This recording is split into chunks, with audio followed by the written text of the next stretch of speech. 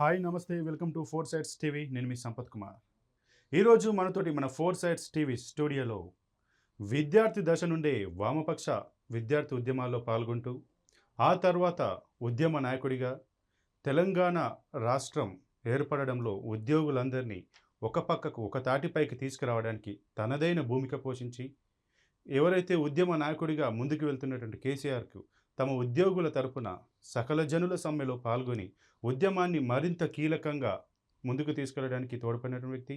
BRS party అంటే ప్రస్తుత TRS party ఏదైతే ఏర్పడక ముందే తెలంగాణ యొక్క ప్రాధాన్యత, తెలంగాణ వస్తే ఎలాంటి అవకాశాలు ఉంటాయి, నిరుద్యోగులకు సకల జనులకు ఎలాంటి అవకాశాలు ఉంటాయని పలు వేదికలలో తెలంగాణ యొక్క గొప్పతనాన్ని, రావాల్సిన ఆవశ్యకతను వివరించినటువంటి ఉద్యమ నాయకుడు.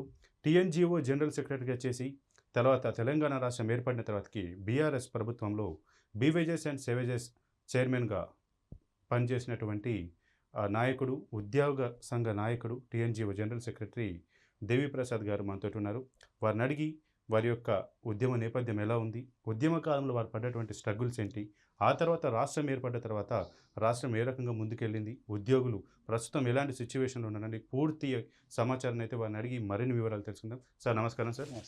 సార్ మీరు విద్యార్థి దశ నుండే విద్యార్థి సంఘ నాయకుడిగా వామపక్ష భావజాలంతో వామపక్ష విద్యార్థి ఉద్యమాల్లో పాల్గొని ఎన్నో ధర్నాలు కానీ చేసి విద్యార్థి హక్కుల కోసం పోరాడారు. ఒకసారి ఆ సంఘటన మీ నోటి ద్వారా. నమస్కారం. ఫోర్ సైడ్స్ టీవీ యాజమాన్యానికి, మీకు చూస్తున్నటువంటి వీక్షకులకి నమస్కారం. ప్రధానంగా విద్యార్థి దశ నుండి అంటే మీరు విద్యార్థి దశ నుండి వామపక్ష ఉద్యమాలతో, ఎందుకంటే తెలంగాణలో కరీంనగర్ జిల్లా పెద్దపల్లిలో ఇంటర్మీడియట్ తర్వాత నేను ఐటీఐ విద్యార్థి దశలో ఉన్నప్పుడు అక్కడ ఉండేటువంటి ఒక విప్లవోద్యమ ప్రభావం వల్ల అప్పుడున్నటువంటి తరమంతా కూడా రాడికల్ విద్యార్థి సంఘంలో పనిచేయడం అనేటువంటిది మాకు ఒక గొప్ప అనుభవాన్ని ఇచ్చింది. గ్రామీణ ప్రాంతాల్లో ఉన్నటువంటి పేదరికం కావచ్చు, గ్రామీణ ప్రాంతాల్లో ఉన్నటువంటి అసమానతలు, గ్రామీణ ప్రాంతాల్లో ఉన్నటువంటి ఆధిపత్యం, వీటన్నిటికీ వ్యతిరేకంగా జరుగుతున్నటువంటి అనేక పోరాటాలు విద్యార్థి దశలోనే మమ్మల్ని ఎంతో ఆకర్షించాయి. ఆ దశలోనే అప్పుడు ఉన్నటువంటి రాడికల్ విద్యార్థి సంఘం గ్రామాలకు తరలండి అనేటువంటి ఒక క్యాంపెయిన్ ఇచ్చి విద్యార్థులందరినీ కూడా గ్రామాల్లోకి పంపి దాదాపు 10-12 రోజుల పాటు మేము గ్రామీణ ప్రాంతాల్లో ఉండి గ్రామీణ ప్రాంతాల యొక్క విషయాలన్నింటినీ కూడా అసెస్ చేసి అనేక విషయాలు నేర్చుకున్నాం. నిజంగా చెప్పాలంటే ఈరోజు మనుషులుగా మేము నిలబడి మాట్లాడుతున్నామంటే మాకు ఆనాడు అందించినటువంటి విప్లవోద్యమ భావజాలం అనేటువంటి విషయాన్ని మేము గర్వంగా చెప్పుకుంటామనేటువంటి విషయాన్ని నేను సందర్భంగా గుర్తు చేస్తాను. ఆనాడు విద్యార్థి దశగా ఉన్నప్పుడు స్కాలర్షిప్ల పెంపు కోసం, విద్యార్థులకు మెస్ ఛార్జీల కోసం, హాస్టల్ ఛార్జీల పెంపు కోసం, ఇట్లా అనేక ఉద్యమాలు, రాష్ట్ర వ్యాప్త ఉద్యమాలకు కూడా నేతృత్వం వహించి విద్యార్థులకు అనేక రాయితీలు తెచ్చిపెట్టినటువంటి సందర్భం కూడా మాకు గుర్తుంది. విద్యార్థి దశ నుండి ఒకేసారి ఉద్యోగంలోకి మారిన తర్వాత మా కార్యక్షేత్ర అంతా మారిపోయింది. విద్యార్థి దశలో రోజు ఉద్యమాలు నడిపేటువంటి మేము నీటిపారుదల శాఖలో, నేను 80లో నీటిపారుదల శాఖలో మెదక్లో ఉద్యోగంలో చేరిన తర్వాత అసలు విద్యార్థి దశలో నేర్చుకున్నటువంటి ఏవి కూడా ఇక్కడ అమలు చేసేటువంటి అవకాశం లేదు. అటువంటి దశలో ఉద్యోగ సంఘాల్లో చేరాలని తెలంగాణ ఎన్జిఓ సంఘం, అప్పటికి ఉన్నటువంటి ఏకైక సంఘం తెలంగాణ ఎన్జిఓ సంఘం. ఎందుకంటే తెలంగాణ రాష్ట్ర సాధన కోసం, తెలంగాణ మేము విద్యార్థి దశ నుండి కూడా ప్రత్యేక తెలంగాణ రాష్ట్ర ఉద్యమం ఎట్లా విఫలమైంది, తెలంగాణ రాష్ట్రం రావడానికి అవసరమైనటువంటి పరిస్థితులు ఏమిటి, భవిష్యత్తులో తెలంగాణ వస్తే తెలంగాణ రాష్ట్రం ఎట్లుంటుందనేటువంటి ఒక ఆలోచన ఆనాడే మాకు కలిగినప్పటికీ 80లో తెలంగాణ ఎన్జిఓ సంఘంలో మేము చేరడం, ఆనాడు ఉన్నటువంటి పరిస్థితుల వల్ల ఉద్యోగుల సమస్య మీదనే మేము ప్రధానంగా కేంద్రీకరించేటువంటి పని చేసినాం. ఆ రోజు మా రాష్ట్ర అధ్యక్షులు స్వామినాథన్ గారు ఉండే, వారు ఇటీవలనే మరణించారు. స్వామినాథన్ గారి నాయకత్వంలో తెలంగాణ ఎన్జిఓ సంఘంలో దాదాపు 30 ఏళ్ళు, 80 నుంచి నేను రిజైన్ చేసే వరకు అంటే దాదాపు 2015 ఫిబ్రవరి వరకు దాదాపు ఒక 35 సంవత్సరాలు మొట్టమొదటిగా కార్యవర్గ సభ్యుని నుంచి, తెలంగాణ ఎన్జిఓ సంఘంలో ఒక తాలూకా కార్యవర్గ సభ్యుని నుండి తెలంగాణ ఎన్జిఓ సంఘంలో అత్యున్నతమైనటువంటి తెలంగాణ ఎన్జిఓ సంఘం అధ్యక్షుడి వరకు, ప్రధాన కార్యదర్శిగా, అధ్యక్షునిగా, ఉద్యోగ సంఘాల జేఏసీ చైర్మన్గా, పొలిటికల్ జేఏసీ కన్వీనర్గా తెలంగాణ ఉద్యమంలో పాల్గొనేటువంటి ఒక బృహత్తరమైనటువంటి అవకాశం. ఎందుకంటే తెలంగాణ ఎన్జిఓ సంఘం 68లోనే తెలంగాణ రాష్ట్ర సాధన ద్వారానే తెలంగాణ ప్రజల బతుకులు మారుతాయి, తెలంగాణ ఉద్యోగుల హక్కులు నిలబడతాయని 68లో జరిగినటువంటి ఒక పెద్ద ఉద్యమం. 69లో ఆనాడు మా కేఆర్ అమోస్ సెక్రటరియట్లో ఉన్నటువంటి ఎంప్లాయీ ఆ రోజు మా రాష్ట్ర అధ్యక్షుడిగా ఉండి ఖమ్మం జిల్లా పాల్వంచలో మొదలైనటువంటి ఒక నిప్పు రవ్వ. ఆ రోజు మా ఉద్యోగాలు మాకు కావాలని ఆ రోజు పాల్వంచలో అటెండర్ పోస్టు స్థానికులకు దక్కకుంటే ఆడ జరిగినటువంటి ఒక ఉద్యమం అది విస్ఫోటనంలా మారి ప్రత్యేక రాష్ట్ర ఉద్యమంగా 69లో మారింది. 369 మంది ఆ రోజు ప్రాణాలు వదిలేరు. తెలంగాణ ఎన్జిఓ సంఘం ఆనాడే 38 రోజుల నిరవధిక సమ్మె చేసింది. 1000 మంది ఎంప్లాయీస్ను వరంగల్ సెంట్రల్ జైల్లో నిర్బంధించారు. మా స్వామినాథన్ గారిని ఉద్యోగం నుండి బర్తరఫ్ చేశారు. చివరికి కాసు బ్రహ్మానందరెడ్డి మా సంఘాన్ని ఇప్పుడు విప్లవ పార్టీలను నిషేధించినట్టుగానే మా ఎన్జిఓ సంఘానికి గుర్తింపును రద్దు చేసి మా సంఘం మీద నిషేధం విధించినటువంటి సందర్భాన్ని తలుసుకోవడం అంటేనే నిజంగా ఈ చరిత్రను మరొకసారి మననం చేసుకునేటువంటి అవకాశం ఫోర్ సైడ్స్ ఇచ్చినందుకు నేను కృతజ్ఞతలు చెప్తా ఉన్నాను. అంటే తెలంగాణ ఎన్జిఓ సంఘానికి ఒక సుదీర్ఘమైనటువంటి చరిత్ర ఉంది. మొదటి నుండి కూడా 69లో తెలంగాణ రాష్ట్రం కావాలని సమ్మె చేసిన అసలు రాజకీయ నాయకులు సరైనటువంటి పంత అవలంబించకపోవడం వల్ల పాలకులకి దగ్గర కావడం వల్ల ఆ రోజు 69 ఉద్యమం తెలంగాణ రాష్ట్ర సాధన జరగకుండానే ఆ రోజు ఉద్యమం నీరుగారిపోయింది. ఆ రోజు 11-12 ఎంపీ స్థానాల్లో దాదాపు 10 స్థానాలు పారగుర్తుకు ఆ రోజు ఉన్నటువంటి తెలంగాణ ప్రజాసమితిని ప్రజలు ఎన్నుకున్నప్పటికీ కూడా ప్రజల మ్యాండేట్ని కూడా పక్కకు పెట్టి రాష్ట్ర సాధన జరగకుండా ఒప్పందాల పేరిట కొత్త డ్రామాలు చేసి 6 సూత్రాల పథకం, ప్రెసిడెన్షియల్ ఆర్డరు రకరకాలు తీసుకొచ్చినా కూడా అసలు ఎన్నడూ కూడా ఉద్యోగులకు న్యాయం జరగలేదు. అయితే సార్ మీరు టీఎన్జిఓ నాయకుడిగా ఉన్న సమయంలో అంటే ఉమ్మడి ఏపీలో మీరు వర్క్ చేశారు కాబట్టి అప్పుడు ఎటువంటి ఉద్యోగులకి అప్పుడు ఎటువంటి సమస్యలు ఉన్నాయి? తెలంగాణ రాష్ట్రం ఏర్పడ్డ తర్వాతకి అవే సమస్యలు కొనసాగుతున్నాయి, ఏమైనా మార్పు వచ్చిందా? అంటే ఒక్కటి మనం గుర్తుంచుకోవాల్సిన సంపద ఏంటంటే పాలకులు ఉద్యోగులు ఉన్నంత వరకు సమస్యలు ఉంటాయి. ఈ సమస్యలు మనం స్విచ్ ఆఫ్ చేసినంతగా కావు, నిరంతరం సమస్యలు వస్తుంటాయి. కానీ అప్పుడున్నటువంటి సమస్యలు ఉమ్మడి రాష్ట్రంలో తెలంగాణ ఉద్యోగుల సమస్య ఏంటి? తెలంగాణ భాష పేరు మీద ఉద్యోగాలు చేసుకునేటువంటి ఒక స్థితి లేకపోవడం, మన గడ్డ మీదనే మనం పరాయి వాళ్ళుగా బతకడం, మన ఊరు కరీంనగరో సిద్దిపేటో నల్గొండనో మహబూబ్ నగరో చెప్పుకోలేనటువంటి ఒక దైన్య స్థితి, మనం ఎవరు మీరు అంటే హైదరాబాద్ అని చెప్పుకునేటువంటి ఒక దుర్వ్యవస్థ. ఇటువంటి సందర్భంలో తెలంగాణ ఉద్యోగులు తీవ్రమైనటువంటి అణచివేతకు గురయ్యారు. భాషపరంగా కానీ అసలు ఎక్కడ కూడా మీరు అన్ని పోలీస్ స్టేషన్లు ఒకసారి రంగారెడ్డి హైదరాబాద్ సంబంధించిన 40-50 పోలీస్ స్టేషన్లు ఉంటే ఈ 50 స్టేషన్లలో ఎస్హెచ్ఓలు ఒక్కరు కూడా తెలంగాణ వాళ్ళు ఉండేవారు కాదు. అట్లాగే సెక్రటరియట్లో ఉద్యోగుల సంఖ్య కేవలం 18-20% మాత్రమే ఉండేది. ఆదిలాబాద్కు సంబంధించిన రిప్రజెంటేషన్ మా ట్రైబల్ గోండ్లకు కానీ మా లంబాడీలకు కానీ మా ఆదివాసీలకు కానీ ఒక్కరు ఇద్దరు కూడా ఉద్యోగాలు లేనటువంటి స్థితి. అంటే మొత్తంగా కూడా ఉమ్మడి రాష్ట్రంలో తెలంగాణకు చాలా తీవ్రమైనటువంటి అణచివేతకు గురైందనేటువంటి విషయం ఉమ్మడి రాష్ట్రంలో మనం కొన్నాం. కానీ అప్పుడున్న స్థితి ఏంటంటే అప్పుడున్నటువంటి పాలకులు ఎన్టీ రామారావు కానీ అంతకుముందు ఉన్నటువంటి పాలకులు కానీ ఉద్యోగుల సమస్యలు ఏవైనా వస్తే ఉమ్మడిగా పోరాటం చేయాలి అంటే తెలంగాణ 69లో విఫలమైన తర్వాత తెలంగాణ ఉద్యమం విఫలమైన తర్వాత మళ్ళీ తెలంగాణ అనడానికి ఒక సాహసం చేయనటువంటి ఒక పరిస్థితులు దాదాపుగా 30-35 ఏళ్ళు కొనసాగినాయి తెలంగాణలో. అప్పటి వరకు ఐక్య ఉద్యమాలు మాత్రమే చేసి పిఆర్సీలు సాధించుకోవడం, డిఏలు సాధించుకోవడం, హక్కుల కోసం కొట్లాడడం ఇవే తప్ప తెలంగాణకు సంబంధించినటువంటి ఒక స్పష్టమైనటువంటి నిర్ణయంతో ముందుకు పోలేనటువంటి పరిస్థితి మా తెలంగాణ ఎన్జిఓ సంఘానికి ఏర్పడ్డది. కాబట్టి ఐక్య ఉద్యమాలు మమ్మల్ని ప్రాంతీయ సోయి నుంచి పక్కకు తప్పించినటువంటి సందర్భాన్ని చూసాం. మొదటిసారి 85లో రాయలసీమలో పనిచేస్తున్నటువంటి తెలుగు గంగలో పనిచేస్తున్నటువంటి తెలంగాణ ఉద్యోగుల్ని ఆ ప్రాంతం నుండి ఎకాఎకిన హైదరాబాద్కు మీరు పొండి మా ప్రాంతంలో మా వాళ్ళే ఉద్యోగాలు చేయాలని తెలంగాణ ఉద్యోగులను హైదరాబాద్కు పంపిస్తే దాని మీద జరిగినటువంటి ఒక ఉద్యమమే 610 జీవోగా వచ్చింది. 85 నుంచి తెలంగాణ సోయి మళ్ళీ మొదలైంది. మళ్ళీ మా ఉద్యోగాలు మాకు కావాలనేటువంటి సోయి మొదలై మెల్లమెల్లగా తెలంగాణ ఉద్యమం రగులుతూ పోయింది.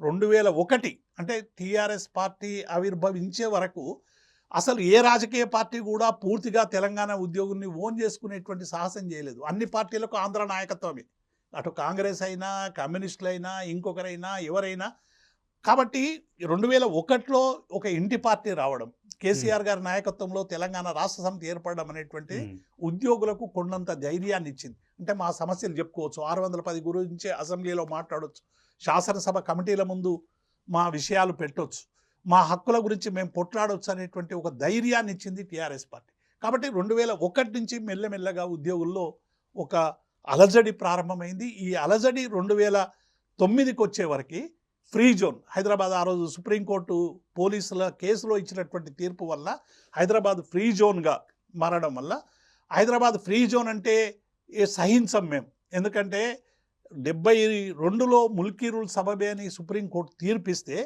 ఆ తీర్పును ఆంధ్ర రాజకీయ నాయకత్వం రాజ్యాంగ సవరణ చేసుకొని ఆ రోజు ప్రెసిడెన్షియల్ ఆర్డర్ తీసుకొచ్చినటువంటి పరిస్థితి మనకు తెలుసు.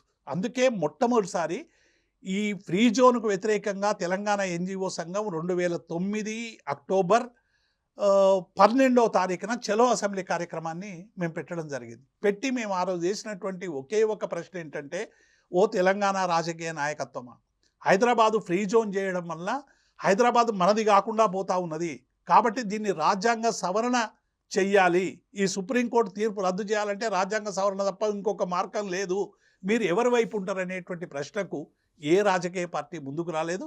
కేవలం ముందుకొచ్చినటువంటి పార్టీ ఒకే ఒక పార్టీ, ఆ రోజు టీఆర్ఎస్ ఎల్పీ నాయకుడిగా ఉన్నటువంటి మా ఈటెల రాజేందర్ గారు, ఒకవేళ హైదరాబాద్ ఫ్రీ జోన్ అయితే అగ్నిగుండం అవుతుందని ఆ రోజు కేసీఆర్ గారు, ఈటెల రాజేందర్ గారు ప్రకటించిన తర్వాత మా ఉద్యమానికి మరింత బలం చేకూర్చిందనేటువంటి విషయం మనకందరికి కూడా తెలిసింది. అయితే సార్, ఇక మీరు టీఎన్జిఓ నాయకుడిగా ఉద్యమంలో కీలక పాత్ర పోషించారు, అలాగే ఉద్యమ నాయకుడికి కూడా మీ యొక్క సహాయ సహకారాలు అందించారు. ఈ నేపథ్యంలో మీరు టీఆర్ఎస్ పార్టీలో ఎప్పుడు చేరారు, మీకు పార్టీలో సముచిత స్థానం లభించిందా? అంటే 2009లో బహుశా ఈ తెలంగాణ ఉద్యమం ఒక తీవ్రమైనటువంటి ప్రజా ఉద్యమంగా మారినటువంటి నేపథ్యంలో నేను తెలంగాణ ఎన్జిఓ సంఘం కార్యదర్శిగా నేనున్న, ప్రధాన కార్యదర్శిగా, అధ్యక్షునిగా మా స్వామి గౌడ్ గారు ఉండే. కేసీఆర్ గారు ఈ ఫ్రీ జోన్కు సంబంధించి అయిన తర్వాత ఉద్యోగులు, మా జయశంకర్ గారు, అప్పుడు ఉన్నటువంటి విద్యాసాగర్ గారు, హరీష్ రావు గారు, కేటీఆర్ గారు, వీళ్ళందరూ కూడా మేమందరం కూర్చొని చాలా రోజులు చర్చలు చేసినాం. అంటే ఇప్పుడు తెలంగాణ ఫ్రీ జోన్ అనేటువంటిది ముందుకొచ్చింది, ఫ్రీ జోన్కి వ్యతిరేకంగా మనం పెద్ద ఎత్తున ఉద్యమం చేయాలంటే ఉద్యోగులుగా మీ స్టాండ్ ఎట్లా ఉంటుంది అనేటువంటి సందర్భంలో కేసీఆర్ గారు ఏమన్నారంటే, సిద్దిపేటలో ఒక సభ పెట్టుకుందాం అని నవంబర్ 21న సిద్దిపేటలో ఒక ఉద్యోగ గర్జనాన్ని పెడితే అసలు మన బలం ఏందో మనకు తెలుస్తుందని మేము అందరం కూడా ఏమనుకున్నామంటే, ఫ్రీ జోన్ రద్దు చేయాలని చెప్పి డిమాండ్ మీద హైదరాబాద్లో మా సిద్దిపేటలో ఉద్యోగుల చారిత్రకంగా ఒక ఉద్యోగ గర్జన పెట్టి మేము 1,00,000 మంది వస్తామనుకుంటే 2,00,000 మంది ఉద్యోగులు రావడం అనేటువంటిది ఒక పెద్ద విస్ఫోటనంగా మారింది. ఆ సభకు స్వామి అగ్నివేష్ గారు, కేసీఆర్ గారు, స్వామి గౌడ్ గారు, మేమందరం కూడా నాయకత్వం వహించి ఆ రోజు ఉన్నటువంటి టీఆర్ఎస్ శాసనసభ్యులు హరీష్ రావు గారు, కేటీఆర్ గారు, ఈటెల రాజేందర్ గారు, ఇట్లా చాలామంది వాళ్ళందరూ కూడా వాలంటీర్లుగా పనిచేసి ఆ సభను విజయవంతం చేశారు. ఆ సభ విజయవంతమైన తర్వాత కేసీఆర్ గారు ఆ రోజు ఇచ్చిన పిలుపు ఏంటంటే, మీరు పెన్ డౌన్ చేయండి, ఇక ఉద్యోగులు అందరూ కూడా ఇన్ని కష్టాలు పడి ఫ్రీ జోన్ రద్దు చేయమంటే చేస్తారు. అప్పుడు రోషయ్య గారి ప్రభుత్వం ఉంది ఇక్కడ, కాబట్టి ఎట్టి పరిస్థితుల్లో చేయొద్దు, ఒకవేళ మీరు చేయకుంటే మేము తీవ్రమైనటువంటి ఉద్యమం చేస్తామని చెప్పి కేసీఆర్ గారు ప్రకటించిన తర్వాత ఆ రోజు వారు అమర నిరాహార దీక్షకు పోవాలని నిర్ణయం తీసుకోవడం. అమర నిరాహార దీక్షకు ముందు కేసీఆర్ గారు మమ్మల్ని అందరినీ సంప్రదిస్తే మేము చెప్పింది ఒకటే, 69లో తెలంగాణ ఉద్యోగులు వీరోచితమైనటువంటి త్యాగాలు చేశారు, కానీ ఆ త్యాగాల ఫలితం ఉద్యోగులకు దక్కలేదు, ప్రజలకు దక్కలేదు. మీరు తెలంగాణ తెచ్చే వరకు మీరు పోరాడితే మీతోని మేము ఉంటామని ఆ రోజు ఇచ్చినటువంటి మాట ప్రకారం ఆ రోజు కేసీఆర్ గారిని అమర నిరాహార దీక్ష కోసం వారు కరీంనగర్ నుంచి బయలుదేరితే ఖమ్మం అరెస్ట్ చేసి ఖమ్మం జైల్లో పెడితే దానికి వ్యతిరేకంగా వెంటనే మేమందరం కూడా లక్షలాది ఉద్యోగులం మొట్టమొదటిసారి తెలంగాణ కోసం పెన్ డౌన్ అనేటువంటి ఉద్యమం నవంబర్ 30 నాడు పెన్ డౌన్ అనేటువంటిది కేసీఆర్ గారు అరెస్ట్ తర్వాత స్టార్ట్ అయితే చిదంబరం ప్రకటన చేసే వరకు డిసెంబర్ 9 వరకు ఒక తీవ్రమైనటువంటి ఒక ఉద్యమంగా కొనసాగింది. ఆ రోజు రోషయ్య గారు మమ్మల్ని పిలిచి, మీరు రాజ్యాంగ సవరణ చేయమన్నారు కదా, నేను శాసనసభ తీర్మానం చేసి పంపిస్తా, మీరు పెన్ డౌన్ విత్డ్రా చేసుకోండి అని చెప్పి మమ్మల్ని రిక్వెస్ట్ చేస్తే మేము చాలా స్పష్టంగా ఏం చెప్పినామంటే, మేము సమ్మె మొదలు పెట్టేటప్పుడు రాజ్యాంగ సవరణ కావాలన్నాం, కానీ ఈ 9 రోజులుగా జరుగుతున్నటువంటి తీవ్రమైనటువంటి పరిణామాలు, కేసీఆర్ గారు చావో రేవో తేల్చుకోవడానికి ఆయన నిమ్స్ ఆసుపత్రిలో ఆయన పూర్తిగా ఈరోజు చనిపోయేటువంటి పరిస్థితిలో ఉన్నాడు. ఇప్పుడు మాకు తెలంగాణ రాష్ట్ర సాధనే మాకు ముఖ్యం, తెలంగాణ మీద ప్రకటన వస్తే తప్ప మేము సమ్మె విరమించమని చెప్తే ఆ రోజు ఉద్యోగుల నుంచి వచ్చినటువంటి స్పందన చాలా గొప్పది. ఎందుకంటే 69 తర్వాత దాదాపు 40 సంవత్సరాలు తెలంగాణ రాష్ట్రం మీద చిన్న చిన్న పోరాటాలు తప్ప పెద్ద పోరాటాలు, ప్రజా సంఘాలు అనేక పోరాటాలు చేసినాయి. తెలంగాణ జనసభ కానీ, తెలంగాణ మహాసభ కానీ, మిగతా కళాకారులు కానీ, కవులు కానీ ఎన్ని ఉద్యమాలు చేసినా కూడా ఒక తీవ్రమైనటువంటి ప్రజా ఉద్యమంగా ఏవి కూడా ఎదగలేదు. ఒక రాజకీయ ఉద్యమంతో పాటు ప్రజా ఉద్యమం మొదలై కేసీఆర్ గారు అమర నిరాహార దీక్ష పోవడం, ఒకవైపు పెన్ డౌన్ స్టార్ట్ కావడం, పెద్ద ఎత్తున యూనివర్సిటీలలో విద్యార్థులందరూ కూడా, విద్యార్థుల మీద అప్పటికి మనకు ఉన్న అవగాహన ఏంటంటే ఈరోజు ఉన్నటువంటి పరిస్థితుల్లో సెల్ఫ్ క్యారియరిజం చూస్తారు విద్యార్థులు తప్ప సామాజిక ఉద్యమాల వైపు రారనేటువంటి ఒక బ్లేమ్ ఆ రోజు విద్యార్థుల మీద చాలా బలమైనటువంటి ముద్ర ఉండే. కానీ తెలంగాణ అనేది ప్రజలకు సమస్యలు వచ్చినప్పుడల్లా, ప్రజలు సంక్షోభంలో ఉన్నప్పుడల్లా, ప్రజలకు కష్టాలు ఉన్నప్పుడల్లా, ప్రజలకు కన్నీళ్ళు ఉన్నప్పుడల్లా విద్యార్థులు తమకు ఉన్నటువంటి అన్నిటినీ త్యాగం చేస్తారని మరొకసారి నిరూపించినటువంటి తెలంగాణ విద్యార్థులు మళ్ళీ పెద్ద ఎత్తున ఈ ప్రజా ఉద్యమంలో తోడు కావడం అనేటువంటిది తెలంగాణ మట్టిలో ఉన్నటువంటి ఒక శక్తి అనేటువంటి విషయం మనకందరికీ తెలిసింది. కాబట్టి ఆ రోజు కేసీఆర్ గారి అమర నిరాహార దీక్షకు రావడం, మేమందరం పోవడం, ఈ పరిస్థితులు గమనించి డిసెంబర్ 9న చిదంబరం గారి ప్రకటన చేయడం, అంటే ఉద్యోగులుగా అప్పటి వరకు మా పీరియడ్ అంతా కూడా కొనసాగింది. సమైక్యాంధ్రలో తెలంగాణ ఉద్యోగులకు దక్కనటువంటి గౌరవాన్ని తెలంగాణ రాష్ట్రంలో సాధించుకోవాలి. మా భాష మీద పెత్తనం పోవాలి. భాష, మా సినిమాల్లో భాష ఏంది, ఇప్పుడు వాళ్ళకి పెడితే జస్టిస్ చౌదరి అని పేరు పెడతారు, మాకేమో యాదగిరి అని పేరు పెడతారు. లేకుంటే ఇంకొకటి, సినిమాలలో మా భాషను, మా యాసను మొత్తంగా కూడా కించపరిచేటువంటి ప్రయత్నం చేశారు. కాబట్టి ఇవన్నీ ఎవరి భాషనైనా, ఆంధ్ర భాషనైనా మనం గౌరవించాలి, రాయలసీమ భాషనైనా గౌరవించాలి, ఇతర రాష్ట్రాల ఒకరికొకరు గౌరవం ఇచ్చి పెంచుకోవాలి. కానీ తెలంగాణ వాళ్ళందరినీ కూడా ఒక దోషులుగా యాదగిరిలాగా సృష్టించి వాళ్ళని మాత్రం జస్టిస్ చౌదరిలాగా పెట్టేటువంటి ప్రయత్నం చేశారు. కాబట్టి వీటన్నిటికీ వ్యతిరేకంగా ఒక భాషాపరమైనటువంటి ఆధిపత్యం, అట్లాగే ఉద్యోగాలలో ఎక్కడ కూడా ఒక ఫోకల్ పోస్ట్లో కానీ, ఒక ఎస్హెచ్ఓ పోస్ట్లో కానీ, ఒక ఎక్సైజ్కు సంబంధించిన పోస్ట్లో కానీ, కమర్షియల్ ట్యాక్స్కి సంబంధించినటువంటి పోస్ట్లో కానీ, జిహెచ్ఎంసీ కమిషనర్లో కానీ ఒక తెలంగాణ వాడికి అవకాశమే లేనటువంటి పరిస్థితి. వీళ్ళందరినీ కూడా అవుట్వర్డ్ క్లర్క్లను, ఇన్వర్డ్ క్లర్కుల్లో, లేకుంటే ట్రాఫికుల్లో, లేకుంటే ఇంకొక దగ్గరనో, అంటే అసలే పనికిరాని పోస్టులలో నియమించి బాగా తీవ్రమైనటువంటి అణచివేతకు గురి చేశారు. కాబట్టి ఈ తెలంగాణ ఉద్యమం రాజేసినటువంటి నిప్పురవ్వ వల్ల తెలంగాణ ఉద్యోగుల్లో చాలా గౌరవం పెరిగింది. అందుకే డిసెంబర్ 9 ప్రకటన వచ్చిన తర్వాత ఒక వ్యవస్థ పరంగా, అంటే ఇప్పటి వరకు కేంద్రం కామన్ మినిమం ప్రోగ్రాంలో పెట్టినప్పటికీ మొదటిసారి పార్లమెంటు వేదికగా చిదంబరం ప్రకటన చేయడం అనేటువంటిది ఆ రోజు మొత్తం తెలంగాణ ప్రజలకు ఒక విశ్వాసం ఇచ్చింది. అవును. అయితే సార్, మీరు పిఆర్ఎస్లో ఎప్పుడు జాయిన్ అయ్యారు? నేను టీఆర్ఎస్లో జాయిన్ అయింది 2015 ఫిబ్రవరిలో. ఎందుకంటే 2014లో తెలంగాణ వచ్చింది, 2009లో ఈ ఉద్యమం జరిగి 14 ఏళ్ళ వరకు మేము తెలంగాణ ఎన్జిఓ సంఘం జేఏసీ యాక్టివిటీలో ఉన్న. 14 వచ్చిన తర్వాత కేసీఆర్ గారు ఏమన్నారంటే, మీరు రాజకీయాల్లోకి వస్తే బాగుంటుంది, రిటైర్మెంట్ కూడా 3 ఏళ్ళే ఉంది కదా, మీరు రాజకీయాల్లోకి రండి అని అంటే అప్పుడే శాసన మండలి ఎన్నికలు వచ్చినాయి. అసలు నాకు ఎన్నికల్లో పోటీ చేయాలని లేకుండే, శాసన మండలి ఎన్నికల్లో కూడా పోటీ చేయాలని, నేను కూడా పోటీ చేయడానికి కొంత నిరాసక్తతని చూపించి నేను నేపాల్కు ఇంటర్నేషనల్ కాన్ఫరెన్స్కి అటెండ్ కావడానికి పోయినా, ఈ తప్పించుకోవడానికి, ఈ పోటీ చేయడం అనేటువంటిది వద్దని. కేసీఆర్ గారు అక్కడికి ఫోన్ చేసి వారు పిలిపించి, మీరైతే బాగుంటుంది, ఉద్యమకారుడిగా గెలిచేటువంటి అవకాశాలు ఉంటాయి, మీకు కూడా పొలిటికల్ ఎంట్రీ బాగుంటుందని వారు చెప్పిన తర్వాత నేను వచ్చి నామినేషన్ వేసినాం. 5,000 ఓట్లతో ఆ రోజు ఓడిపోవడం జరిగింది. అంటే 2015 ఫిబ్రవరిలో నేను టీఆర్ఎస్ పార్టీలో జాయిన్ అయినా. 2015లో జాయిన్ అయిన తర్వాత ఎమ్మెల్సీ ఎన్నికల్లో ఓడిపోవడం జరిగింది. ఓడిపోయిన వెంటనే కేసీఆర్ గారు పార్టీకి సంబంధించినటువంటి బాధ్యతలు వెంటనే మా ప్లీనరీ కూడా జరిగింది ఎల్బీ స్టేడియంలో. ఆ ప్లీనరీకి సంబంధించినటువంటి బాధ్యతలు కూడా వారు అప్పయ్యపడం జరిగింది. ఆ తర్వాత 17లో బెవరేజ్ కార్పొరేషన్ చైర్మన్గా 2 సంవత్సరాలు బెవరేజ్ చైర్మన్గా ఉన్నాం.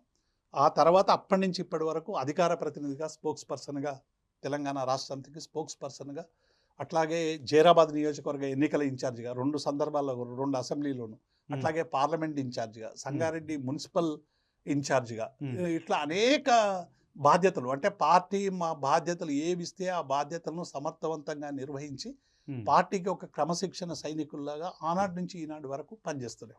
అయితే సార్ ఏదైతే తెలంగాణ ఉద్యమంలో బలంగా పోరాడి ఉద్యోగ హక్కుల కోసం పోరాడిన మీరు తెలంగాణ రాష్ట్రం ఏర్పడిన తర్వాత ఉద్యోగులకు ఏం జరిగింది అంటే ఏం చెప్తారు?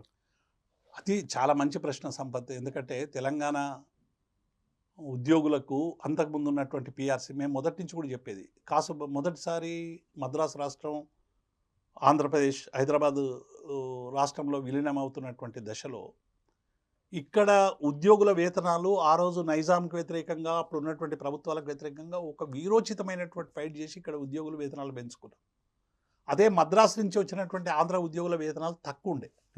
ఎప్పుడైనా ఏం చేస్తారు, ఎక్కువ ఉన్న వాళ్ళతో సమానంగా చేయాల్సినటువంటి సమైక్యాంధ్ర ఏమైపోయిందంటే మా వేతనాలు తగ్గించి ఆంధ్ర ఉద్యోగులతో సమానంగా వేతనాలు చేశారు. అందుకే మేము ఎప్పుడు కూడా మేము చేసేది ఏంటంటే పే రివిజన్ కమిషన్ అనేది సమైక్యాంధ్రలో మొదటిసారి పే రిడక్షన్ కమిటీగా మారిపోయింది.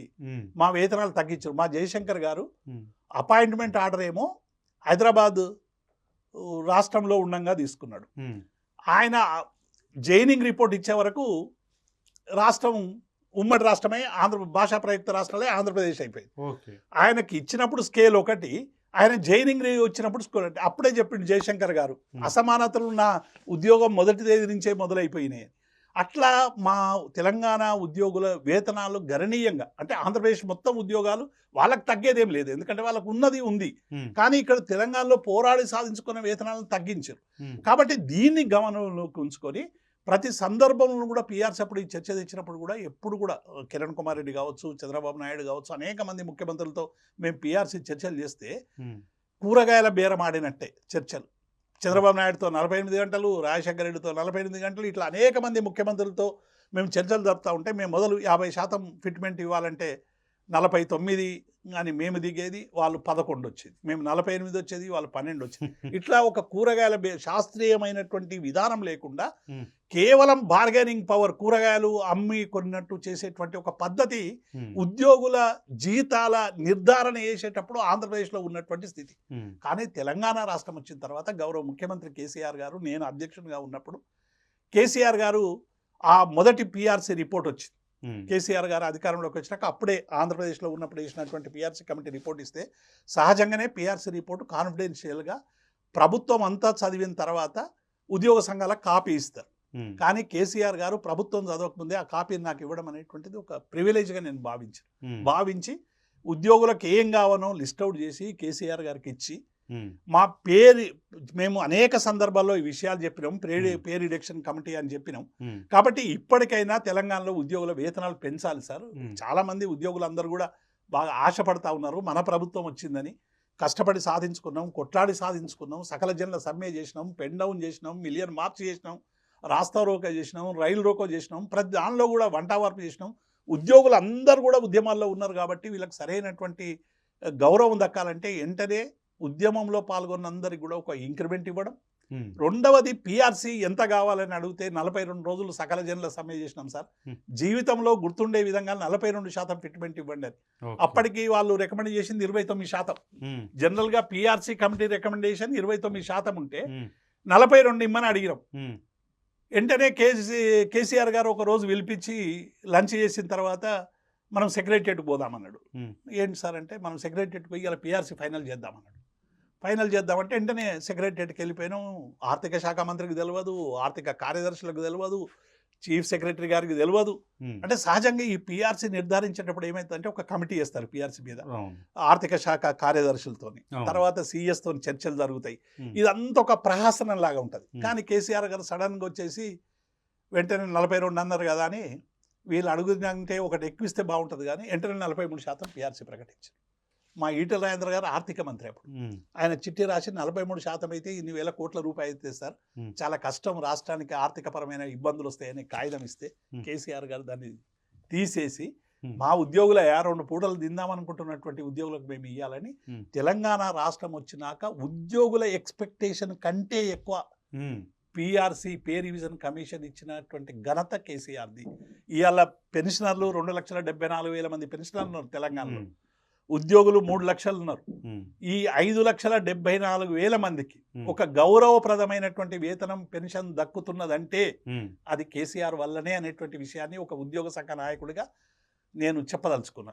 అయితే- తర్వాత రెండవది కూడా ఉమ్, విడిపోయినటువంటి రాష్ట్రం ఆంధ్ర రాష్ట్రం, ఉమ్, వాళ్ళు పిఆర్సీ కావాలని వాళ్ళు అక్కడ ఉద్యమాలు చేస్తారు. అప్పుడు చంద్రబాబు నాయుడు గారు ముఖ్యమంత్రి మొదటిసారి. ఉమ్, కేసీఆర్ ఎంత ఇస్తాడో, కేసీఆర్ 25 26 ఇస్తాడు, ఉమ్, నేను 27 28 ఇవ్వాలని లెక్కలేసుకుంటున్నాను. ఉమ్, ఇక్కడ 43 ఇవ్వగానే చాలా ఆంధ్ర ఉద్యోగులు, అంటే ఈ 5,74,000తో పాటు ఉమ్, 8 లక్షల ఉద్యోగులు ఆంధ్రలో ఉన్న వాళ్ళందరూ కూడా కేసీఆర్కు థ్యాంక్స్ చెప్పి ఇవ్వడం వల్లే మేము ఇవాళ ఆంధ్ర ఉద్యోగులకు కూడా వేతనాలు ఎక్కువ పొందుతున్నామని స్వయంగా ఆంధ్రప్రదేశ్ సంబంధించిన ఉద్యోగ సంఘ నాయకులే మాకు చెప్పి కేసీఆర్ థ్యాంక్స్. అంటే ఉద్యోగుల మనసు గుర్తుంచుకొని వేతనాలు పెంచినటువంటి నాయకుడు కేసీఆర్ గారు. ఉమ్, కాబట్టి సమైక్యాంధ్రలో ఉమ్, మాకు బేరం, సరైనటువంటి వేతనం దొరకకపోవడం, ఉమ్. వీటన్నింటినీ అధిగమించి తెలంగాణ వచ్చిన తర్వాత ఒక గౌరవప్రదమైనటువంటి వేతనం దక్కిందనేటువంటి విషయం మేమెన్నడూ మరం.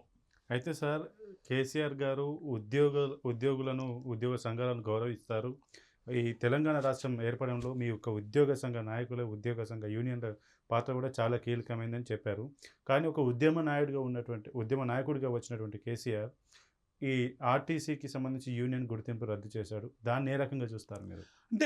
అంటే మొదటి 5 ఏళ్ల పాటుకు సంబంధించినటువంటి పరిపాలన 2014 నుంచి 18, 19 వరకు ఉద్యోగులకు సంబంధించిన అన్ని సమస్యలు, అంటే ఆర్టీసీ అనేటువంటిది అది ప్రైవేట్ పరం చేస్తాము అని చాలా ప్రగల్భాలు గత పాలకులు అవన్నీ చేశారు.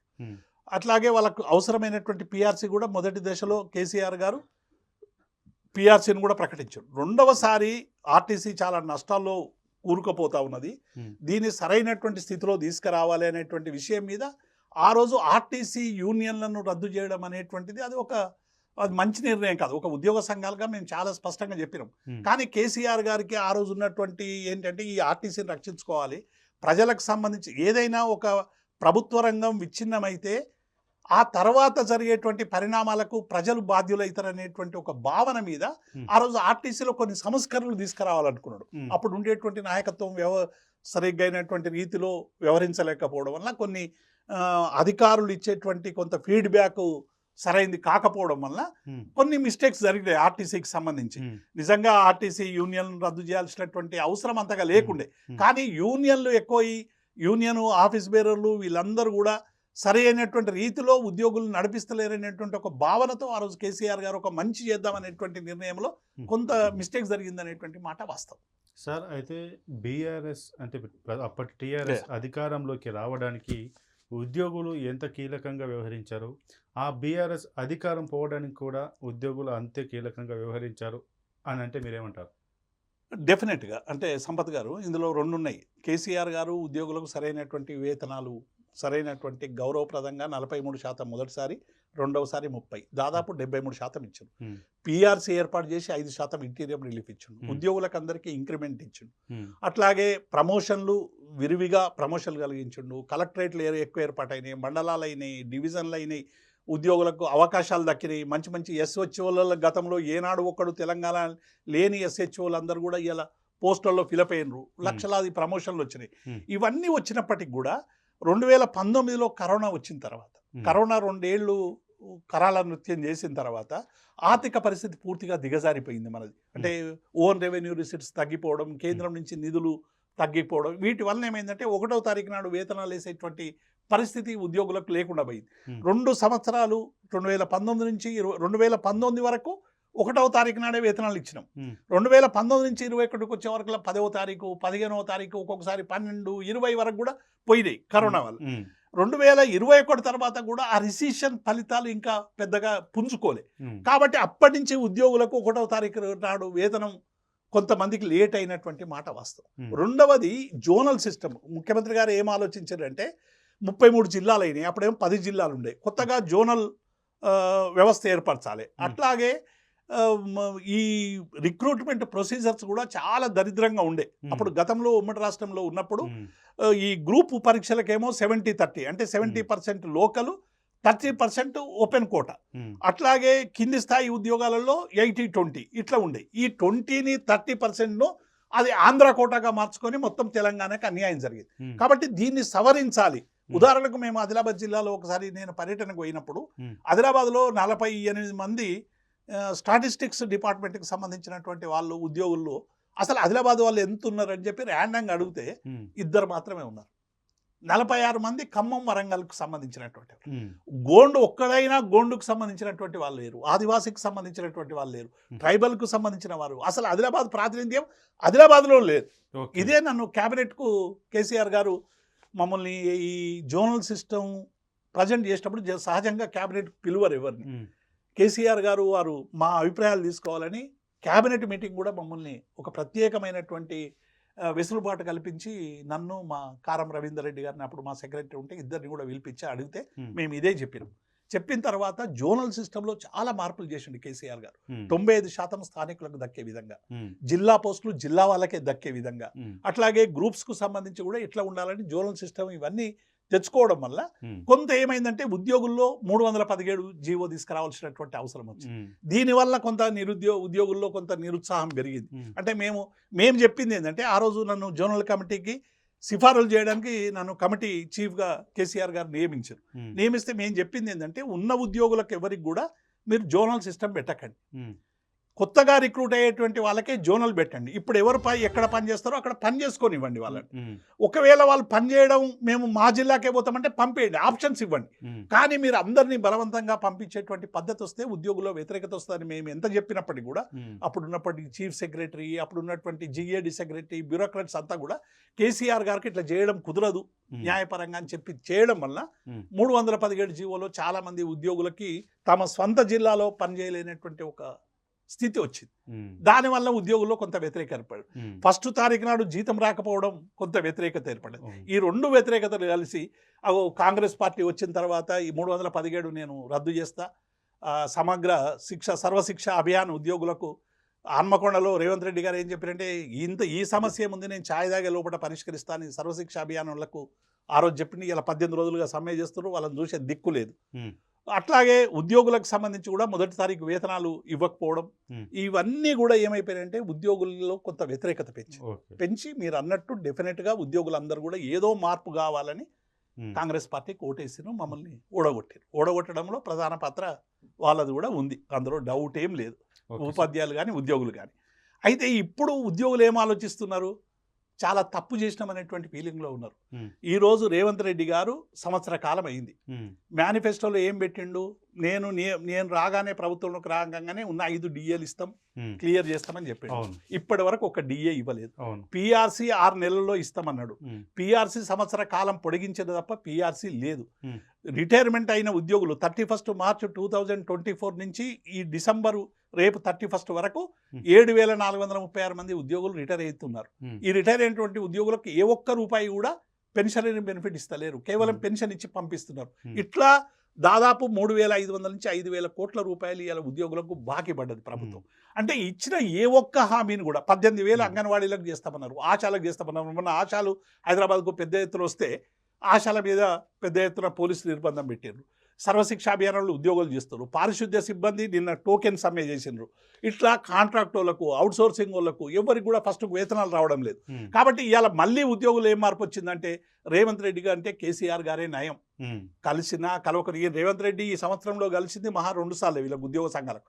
ఒకసారి కమాండ్ కంట్రోల్లో కలిసిండు, ఒకసారి ఎంసీహెచ్ఆర్డీలో, ఒకసారి బోకే తీసుకోవడానికి కలిసిండు, ఒకసారి 5 డిఏల బదులు ఒక దాంతో సర్దుకొన్నాను. క్యాబినెట్ సబ్ కమిటీలు అనేటువంటివి సమస్యలు జటిలంగా ఉన్నప్పుడు వేస్తారు. ఇవాళ డిఏల మీద బట్టి విక్రమార్క నాయకత్వంలో క్యాబినెట్ సబ్ కమిటీ వేసారు. ఉద్యోగులు అందరూ కూడా ఇవాళ రోధిస్తున్నారు, మాకు రావాల్సినటువంటి ఏవి కూడా సంవత్సర కాలంగా రాలేదనేటువంటి భావనతో ఇవాళ ఉద్యోగులు ఉన్నారు.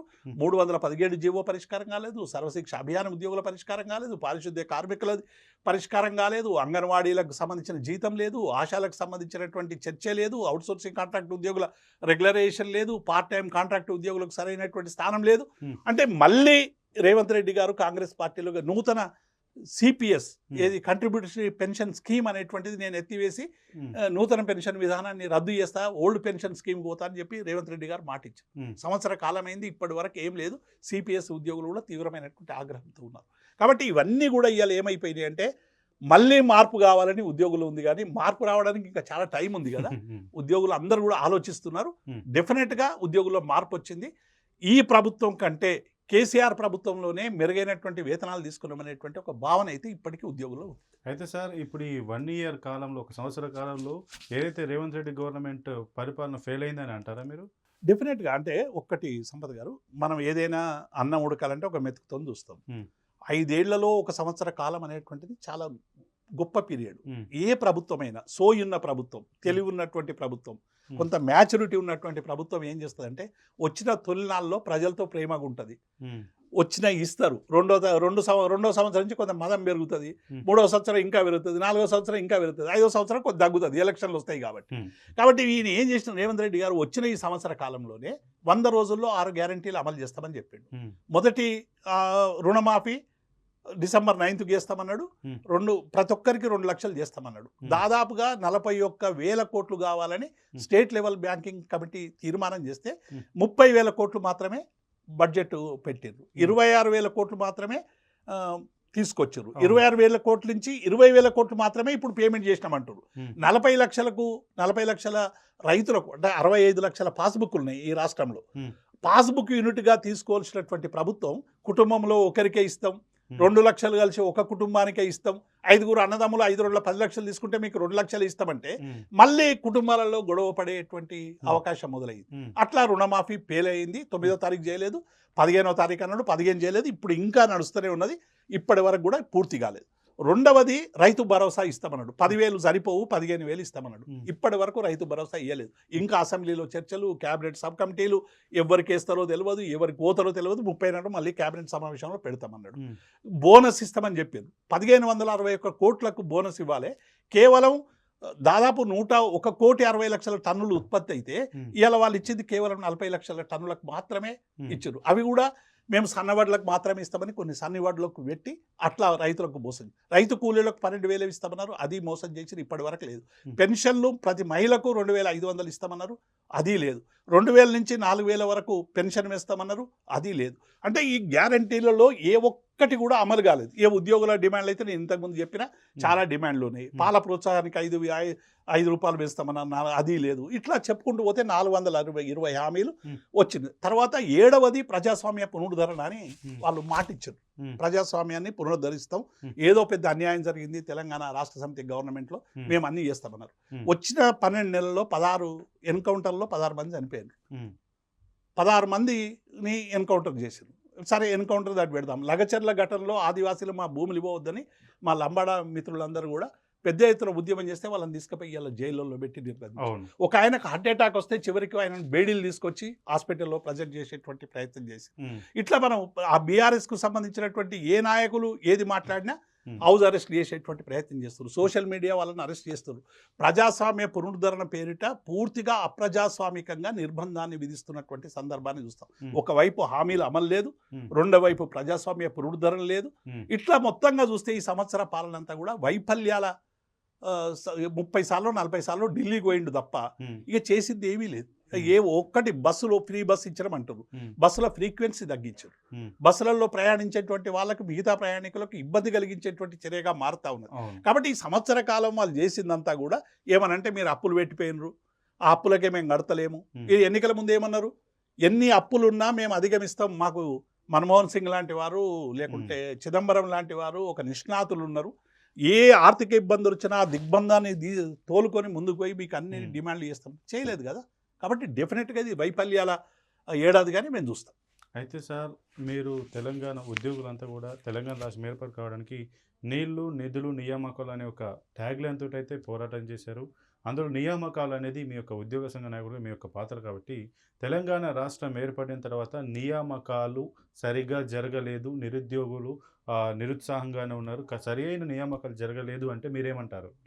ఒక్కటి సంపత్, భారతదేశంలో ఎక్కడైనా వస్తున్నటువంటి విద్యార్థులకు ఇస్తున్నటువంటి ప్రభుత్వ ఉద్యోగుల మధ్య గ్యాప్ ఉంటుంది. ఒక మన తెలంగాణనే కాదు, భారతదేశ వ్యాప్తంగా ప్రపంచవ్యాప్తంగా ఈ సమస్య. అయితే తెలంగాణ రాష్ట్రం వచ్చిన తర్వాత డెఫినెట్గా ఉద్యోగాలు పెరుగుతాయి అనేటువంటి ఆశ, ఆకాంక్ష నిరుద్యోగులు ఉంది. ఎందుకంటే విద్యార్థులందరూ కూడా వీరోచితమైనటువంటి పోరాటాలు చేసి ఈ పోరాటాల ఫలితంగా వచ్చిన తెలంగాణలో ఉద్యోగాలు వస్తాయని మేము మా 10 ఇయర్స్లో మీకు ఇంతకుముందు చెప్పినట్టు కరోనా రావడం, జోనల్ సిస్టాన్ని సవరించడం, Hmm. ఈ రకరకాల ప్రయత్నాల వల్ల మేము ఒక 2-3 ఏళ్ళు రిక్రూట్మెంట్లో కొంత ఆలస్యమైంది. అయినప్పటికీ కూడా సంవత్సర కాలంలో 1,60,000 ఉద్యోగాలు ఇచ్చినాం. ఏ రాష్ట్రంలో కూడా 10 ఏళ్లలో 1,60,000 ఉద్యోగాలు ఇచ్చినటువంటి దాఖలాలు లేవు. 1,60,000 ఉద్యోగాలు ఇచ్చినాం. 40-45,000 నోటిఫికేషన్లు ఇచ్చినాం. ఆ నోటిఫికేషన్లు ఇవాళ మేము అన్నీ అయిపోయినాక కేవలం రిజల్ట్ మేమే అనౌన్స్ చేసినాం. ఇవాళ అపాయింట్మెంట్ ఆర్డర్లు ఇచ్చి వారు ఇవాళ వాళ్ళ ఖాతాలో 50,000 ఉద్యోగాలు ఇస్తున్నారు. ఈ ప్రభుత్వం వచ్చినాక సంవత్సర కాలంలో వాళ్ళు ఇచ్చిన ఉద్యోగాల సంఖ్య 11,000 మాత్రమే. 6,000 టీచర్లు, ఇంకొక మిగతా ఏవో వేసి ఒక 10,000 మాత్రమే వాళ్ళు ఇచ్చారు. 40,000 మాయే. అంటే దాదాపుగా 2 లక్షల ఉద్యోగాలు 10 సంవత్సరాలు ఇచ్చినాం. మీరు అన్నట్టు ఇంకా ఇవ్వాల్సినటువంటి అవసరం ఉండే. ఈ 40,000 అప్పుడే మేము రిజల్ట్ పెట్టి చేసి ఉండే. అట్లాగే రెండవది పబ్లిక్ సర్వీస్ కమిషన్లో జరిగినటువంటి ఈ లీకేజ్ మా ప్రభుత్వం మీద బాగా నెగిటివ్ వైఖరి నిరుద్యోగుల్లో ప్రబలిపోయింది. ఆ లీకేజ్కు మేము బాధ్యులం కాకపోయినా, లీకేజ్కు మా పార్టీకి సంబంధం లేకపోయినా, లీకేజ్కు మా ప్రభుత్వానికి సంబంధం లేకపోయినా, పబ్లిక్ సర్వీస్ కమిషన్లో చేసినటువంటి పొరపాట్లు మా ప్రభుత్వం మీదనే పడేటువంటి పరిస్థితి వచ్చింది. ఇవన్నీ కలిపి నిరుద్యోగుల్లో కూడా అంటే మేము ఓడిపోవడానికి రకరకాల కారణాల్లో, ఉద్యోగులేమో 1వ తారీఖు జీతం రాలేదని, నిరుద్యోగ యువకులేమో పేపర్ లీక్ అయిందని, ఉద్యోగాలు నోటిఫికేషన్లు ఇచ్చారు కానీ మాకు నియామక పత్రాలు ఇవ్వలేదని, ఇట్లా రకరకాలుగా. ఏ రైతులేమో 10,000 రైతు బంధు ఇస్తున్నాడు కేసీఆర్, ఆయన రేవంత్ రెడ్డి 15,000 ఇస్తాడని. అట్లాగే ఈయన 1,00,000 రుణమాఫీ చేసిండు కేసీఆర్, రేవంత్ రెడ్డి 2 లక్షల రుణమాఫీ చేస్తాడని. మా బోనస్ 500 రూపాయలు ప్రతి పంటకి ఇస్తాడని అన్నారు. ఆడ దొడ్డు అని లేదు, సన్నం అని లేదు, ఇప్పుడేమో సన్నవడ్లు అని చెప్తారు. కాబట్టి ఇట్లా ప్రజలనేమో కొత్త ఆశలు రేపి వాళ్ళకి వికలాంగులకు 6,000 పెన్షన్ చేస్తామన్నాడు. ఇప్పటి వరకు ఆ వికలాంగుల పెన్షన్ అతి లేదు, గతి లేదు. కాబట్టి ఇవన్నీ కూడా ఏమైపోయినాయి అంటే, మేము ఒకటేమో ప్రజలకు మాకంటే గొప్పగా పరిపాలన చేస్తామని హామీ ఇచ్చిండు. హామీలో వైఫల్యమైంది. ఈ మిగతా వర్గాలకన్నిటికి కూడా కేసీఆర్ పాలన కంటే మెరుగైన పాలన ఇస్తాం, మెరుగైనటువంటి వసతులు చేస్తామని చెప్పిండు. అందులో ఫెయిల్ అయ్యారు. ఇన్ టోటోగా అటు ప్రజలు కానీ, ఇలా ఉద్యోగులు కానీ, కార్మికులు కానీ అందరూ కూడా ఈ ప్రభుత్వం సంవత్సర కాలంలో మాకు చేసింది 0 అనేటువంటి ఒక నిర్ధారణకు వచ్చారు. మార్పు కావాలని కోరుకుంటారు. అయితే సార్, ఇక చివరిగా టీఆర్ఎస్ తెలంగాణ రాష్ట్ర సమితి అని ఉన్నటువంటి పేరును భారత రాష్ట్ర సమితిగా మార్చి దేశ రాజకీయాల్లో అడుగుపెట్టిన స్టాంప్ వేస్తానన్నటువంటి కేసీఆర్, ఇది ఒక మిస్టేక్ అని మనం భావించవచ్చా? రెండవది, దేవిప్రసాద్ గారు బీఆర్ఎస్లోనే ఉంటారా, లేదని మళ్ళీ ఉద్యోగ సంఘ నాయకునిగా మళ్ళీ ఏమన్నా పోరాటం చేసే అవకాశం ఉందా? ఒకటి అంటే కేసీఆర్ గారు ఆలోచించిందంటే, అప్పుడు ఉన్నటువంటి కేంద్ర ప్రభుత్వం బీజేపీ ప్రభుత్వం, అంతకుముందు ఉన్నటువంటి కాంగ్రెస్ ప్రభుత్వం, ఈ 2 జాతీయ పార్టీలు కూడా ఒక సుదీర్ఘకాలం ఈ దేశాన్ని పరిపాలించినాయి, రాష్ట్రాలని పరిపాలించినాయి కానీ ప్రజల కేంద్రంగా వీళ్ళ పరిపాలన జరగలేదు. సముద్రంలో ఎన్ని వేల టీఎంసీలు ఉన్నా కనీసం ఇలా రైతులు నీళ్లు కావాలి, తాగడానికి నీళ్లు రావాలి, పొలాలకు నీళ్లు కావాలని మళ్ళీ డిమాండ్ చేసేటువంటి స్థితి వచ్చింది. అట్లాగే విద్యుత్తు సామర్థ్యం ఉన్నప్పటికీ కూడా ప్రజలకు సామర్థ్యాన్ని ఇచ్చేటువంటి పరిస్థితి జాతీయ పార్టీలు చేయలేదు. కాబట్టి ఈ 2 జాతీయ పార్టీల వైఫల్యం ఉన్నది. కాబట్టి ఒక 3వ ప్రత్యామ్నాయం కావాలనేటువంటి ఒక గొప్ప ఆలోచన కేసీఆర్ గారు చేశారు. ఏ ముఖ్యమంత్రి అయినా రాజకీయ మనుగడ కావాలనుకుంటే ఏదో రాజకీయ పార్టీతో కలుపుకుంటే ఇవాళ కేసీఆర్ గారు ముఖ్యమంత్రిగా ఉండేడు. కానీ ప్రజల కేంద్రంగా జరగాలి రాజకీయాలని కేసీఆర్ గారు ఒక గొప్ప ఆలోచనతో చేసిండు. కాబట్టి బీఆర్ఎస్ పార్టీ పేరు పెట్టాడు. కాకపోతే ఏంటంటే ఎన్నికల్లో మేము ఇక్కడ ఓడిపోవడం వల్ల, ఇక్కడ మా ప్రభుత్వం పోవడం వల్ల బీఆర్ఎస్ పార్టీ ఎదుగుదలకు కొంత అది అడ్డంకి అయింది. అది తాత్కాలికం.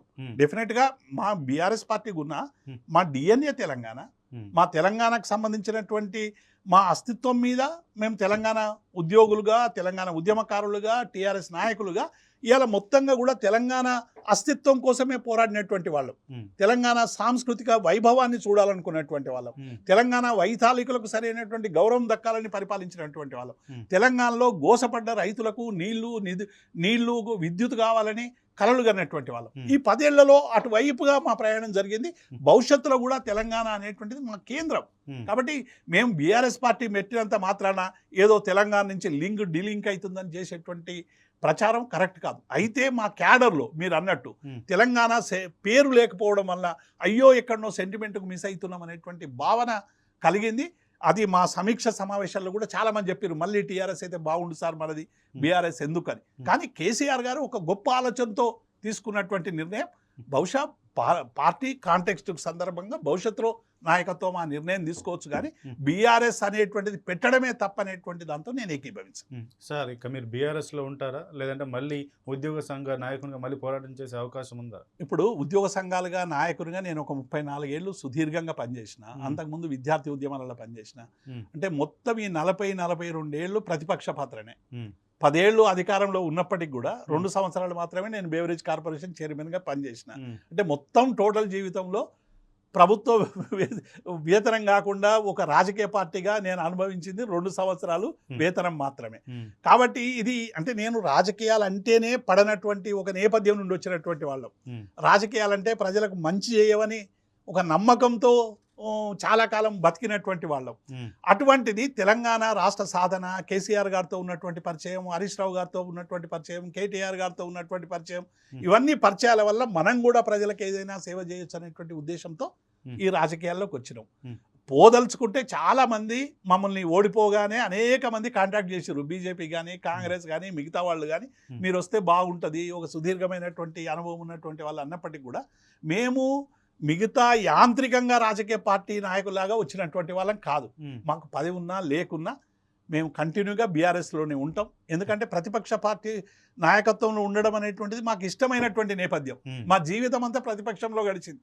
కాబట్టి ఇప్పుడు ఈ రాష్ట్రంలో జరుగుతున్నటువంటి అనేక దుర్నీతికి నిరసనగా, ప్రజలు పడుతున్నటువంటి ఇబ్బందులకు నిరసనగా, రేవంత్ రెడ్డి ప్రభుత్వం తెస్తున్నటువంటి అనేక విధానాలకు నిరసనగా డెఫినెట్గా ప్రజల పక్షం పోరాడడానికి నిర్ణయించుకున్నాం. జీవితకాలం బీఆర్ఎస్లోనే ఉంటాం. అది టీఆర్ఎస్, బీఆర్ఎస్. ఎందుకంటే మాకు రాజకీయ జన్మనిచ్చింది టీఆర్ఎస్, మాకు రాజకీయ చైతన్యం ఇచ్చింది వామపక్ష ఉద్యమం అయితే, పొలిటికల్గా మమ్మల్ని ప్రజల్లోకి తీసుకెళ్ళి ఒక రాజకీయ భవిష్యత్తు ఇచ్చింది టీఆర్ఎస్. కాబట్టి డెఫినెట్గా మేము టీఆర్ఎస్లోనే ఉంటాం. టీఆర్ఎస్లో పరిపాలనలో కొన్ని ఏమైనా మార్పులు కావాలన్నా, కొన్ని తప్పులు గతంలో జరిగినటువంటి తప్పులు ఏమైనా మిస్టేక్స్ ఉంటే సరి చేసుకోవాలన్నా నాయకత్వం ఆలోచిస్తుంది. ఎందుకంటే డెఫినెట్గా ప్రజల నుంచి ఎదిగినటువంటి నాయకులు ఉన్నారు. మాది కుటుంబ పార్టీ అని రకరకాలుగా చాలామంది మాట్లాడతారు. హరీష్ రావు గారు అద్భుతంగా 7 సార్లు 8 సార్లు గెలిచి వచ్చిండు. కేటీఆర్ గారు ప్రజల నుండి గెలిచి వచ్చినటువంటి నాయకుడు. కవిత గారు ఆమె రాజకీయ జీవితం పార్లమెంటు సభ్యురాలుగా, ఎమ్మెల్సీగా, ఎమ్మెల్యేగా ఒక సుదీర్ఘమైనటువంటి అనుభవం ఉన్నటువంటి నాయకురాలు. వాళ్ళందరూ నాయకులుగా వచ్చిర్రు. అన్ఫార్చునేట్ వాళ్ళందరూ కుటుంబ సభ్యులు కాబట్టి ఇది కుటుంబ పార్టీ అనేటువంటి ప్రయత్నం చేస్తుండ్రు తప్ప వాళ్ళు నలుగురే కాక అద్భుతమైనటువంటి నాయకత్వం ఉన్నది మా దగ్గర. చాలా మంది నాయకులు ఉన్నారు. మా జగదీశ్వర్ రెడ్డి గారు ఉన్నారు, మా ఐపీఎస్ ఇప్పుడు వచ్చినటువంటి ప్రవీణ్ కుమార్ గారు ఉన్నారు, బాల్కా సుమన్ గారు ఉన్నారు. తర్వాత ఇట్లా చెప్పుకుంటూ పోతే చాలా మంది నాయకులు ఉన్నారు మా దగ్గర. యువ నాయకులు ఉన్నారు, చాలా పెద్ద పెద్ద నాయకులు కూడా ఉన్నారు. కాబట్టి మా హైదరాబాద్కు సంబంధించినటువంటి పెద్ద పెద్ద నేతలు ఉన్నారు, చాలా మంది ఉద్యమ నాయకులు ఉన్నారు. కాబట్టి వీళ్ళందరూ కూడా ఎవ్వరు కూడా ఈ కేసులు పెట్టినా, అరెస్టులు చేసినా, అక్రమ కేసులు పెట్టినా ఎవ్వరు కూడా ఈ పార్టీని విడిచిపోరు. వచ్చిన వాళ్ళు సడన్గా జంప్ అయినరు, మళ్ళీ పోయినరు. కానీ మొదటి నుంచి ఉద్యమ నాయకత్వం అంతా కూడా ఇవాళ కేసీఆర్ గారి నాయకత్వంలో ఉన్నది. 60 లక్షల మందిని సమిష్టిగా ఉన్నాం. ఇది ఒక మాకు అడ్డంకి మాత్రమే. ప్రతిపక్షంలో ఉండడం అనేటువంటిది ఒక గొప్ప అదృష్టం. అంటే ప్రజలకు సంబంధించినటువంటి సమస్యల పట్ల రాజీ లేని పోరాటం ఎట్లా చేయాలనేటువంటి ఒక గొప్ప తర్ఫీదునిచ్చేటువంటి కాలంగా మేము దీన్ని భావిస్తాం తప్ప ఇదేదో ఎందుకు వచ్చిన ప్రతిపక్షం వెంటనే అధికారంలోకి పోవాలనేటువంటి మనస్తత్వంలో మేము లేవు. డెఫినెట్గా తెలంగాణలో టీఆర్ఎస్కు భవిష్యత్తు ఉంది. టీఆర్ఎస్ పార్టీ మాత్రమే తెలంగాణ ప్రజల పరిరక్షణ కోసం కానీ, హక్కుల కోసం కానీ నిలబడుతుందనేటువంటి విశ్వాసం ఇలా ప్రజల్లో పర్కోలేట్ అవుతా ఉంది. డెఫినెట్గా రాబోయే భవిష్యత్తు BRS. Okay, thank you sir. మీరు మా 4 Sides టీవీకి వచ్చి మీ యొక్క అమూల్యమైన సమయాన్ని మాతో కేటాయించి మాతో ఆసక్తికరమైన విషయాలు, మీ యొక్క విద్యార్థి దశ నుంచి ప్రస్తుత దశ వరకు మీరు ఉమ్మడి రాష్ట్రంలో ఎటువంటి సమస్యలను ఎదుర్కొన్నారు, తెలంగాణ రాష్ట్రం ఏ విధంగా చతికిల పడిపోయిందనేది మా 4 Sides టీవీ వీక్షకులకు కళ్ళకు కట్టినట్టు వాళ్ళు మరోసారి కంటి ముందుకు తీసుకొచ్చిన మరొకసారి మీకు ధన్యవాదాలు. చూశారుగా, మరో ఇంటర్వ్యూతో మళ్ళీ కలుద్దాం. చూసి ఉండండి 4 Sides టీవీ.